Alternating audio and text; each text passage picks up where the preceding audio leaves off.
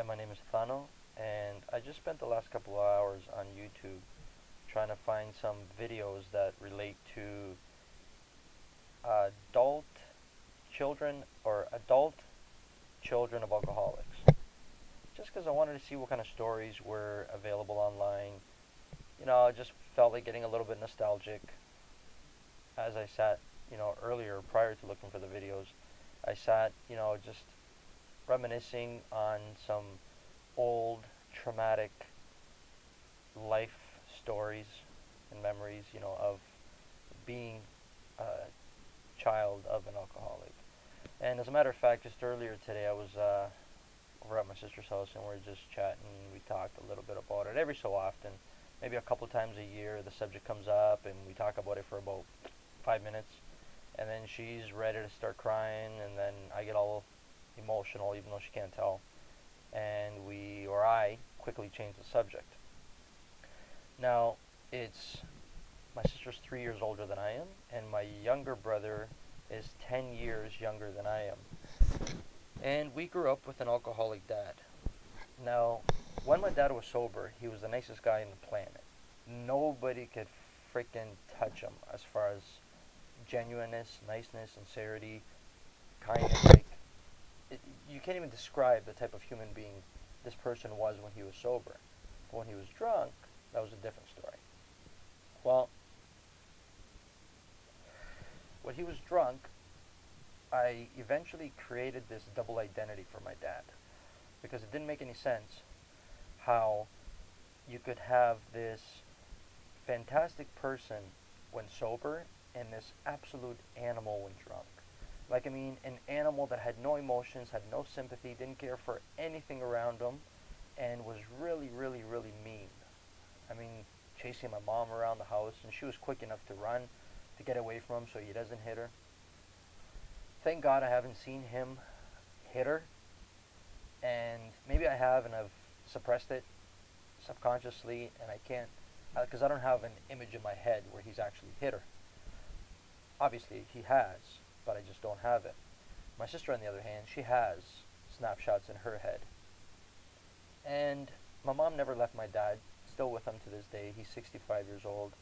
And now he went from being this absolute crazy animal that would break everything in the house to an old man where he can't get around much.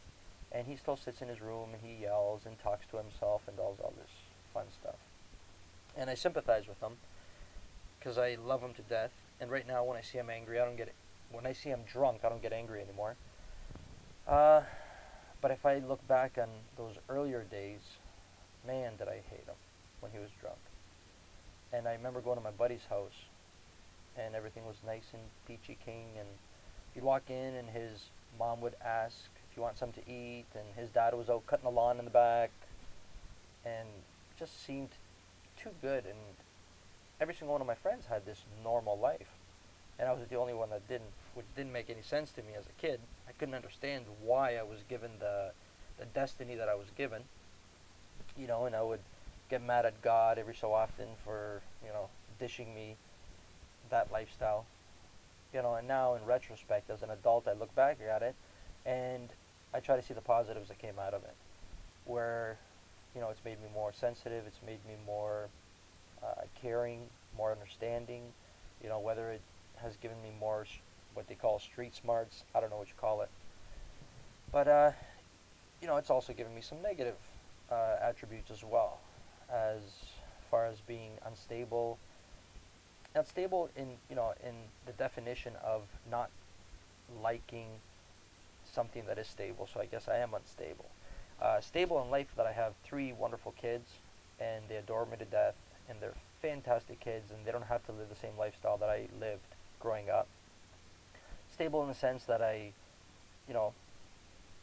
own a restaurant, and I'm in some stuff, and everything's going fantastic, so the decisions that I'm making as a business person are correct, and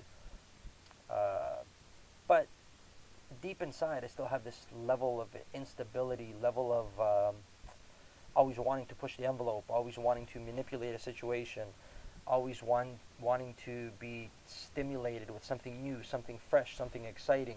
And this like I can't quench this thirst for change. So I guess that's what I have to live with for the rest of my life. I I don't get angry too often. I'm very logical. I'm very rational. I try to do what I can to help other people. When I see somebody drunk down the street, I sympathize with them. And I guess I really try to justify my life, even though I'm relatively young. Uh, I have to find something in this world that I will be able to do that I can hopefully one day be able to reflect back and say that I was able to justify my life by doing something good for humanity and for people. What that is yet, I have no clue, but one day it's gonna come. Business first, success second, monetary success second, and once I have that under control, I will start focusing on my biggest dream, which is to somehow change the world or participate in changing the world positively. So, had my dad not been an alcoholic, I don't think that I would have had this perspective and had this passion, had this drive and motivation and so on.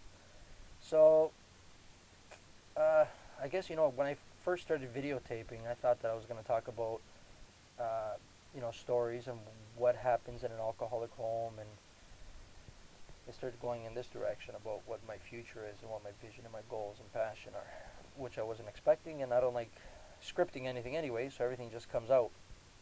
So at the end of it, when I push stop on this video to record, I'm going to have absolutely no clue what I talked about until I rewatch it again, and then I figure out whether it's worth posting or not. So, living in an alcoholic home, it was tough. It was really, really tough. It was embarrassing. So many sleepless nights where you go to school and you haven't slept at all the night before because your dad was yelling and screaming, doing his stupid stuff. And you got to go and you got to be all happy. And obviously you are happy because you're away from the home and you're around your friends and you're around people that are living a normal life that you try to feed from and make sense of your reality. But it is so tough, and I occasionally, maybe once a year, once every couple of years, I try to dig deep inside myself to try to pull these emotions out and try to face them and analyze them and understand them and I guess accept them. And the more and more I try to dig deep, the more and more I realize that it was a positive thing, as stupid as this may sound. Because I have the same discussion with my sister, and she's completely the opposite side of the spectrum. Thinking that it wasn't anything good, and it did. And she's very successful as well, and she has a wonderful family, and she's a happy person. She's very stable, but deep inside, we all have this level of instability because we grew up in alcoholic homes. Where was I going? I don't know. I got to make sense of what this video is about. Well, if I think of anything more in relation to alcoholism, being a child of an alcoholic, an adult child of an alcoholic, maybe I'll make another video. In the meantime, so long, and if anybody wants to post a video, maybe it will inspire me to post some more, or it'll inspire somebody else to post some more, or maybe we'll start talking about alcoholism a little bit more deeply, its effects, and what it's done to the kids that grew up in those homes. Thankfully we didn't experience any sexual abuse in our home or anything like that. It was just violence and alcoholism because my dad was just an angry drunk. My grandfather was an alcoholic, my great-grandfather was an alcoholic, but my dad was the only vicious one. And I'm hoping now at 65 years old, I still have hope that he's going to quit because I'm crazy about him. I love him to death. He's my dad, and he's crazy about me too. Just that he has this sickness. He's got this disgusting need to drink, which, I offset my instability with work. And that's all I do is work, and it keeps me busy. And then I got to think of new challenges and attack them and solve them and all this kind of stuff. So work is my alcohol. Beer is my dad's. It's pretty sick if you think about it. But we all got our quirks, we all got our problems. What are your problems? I'd love to hear from you. Post a link to this video if you get time. See ya.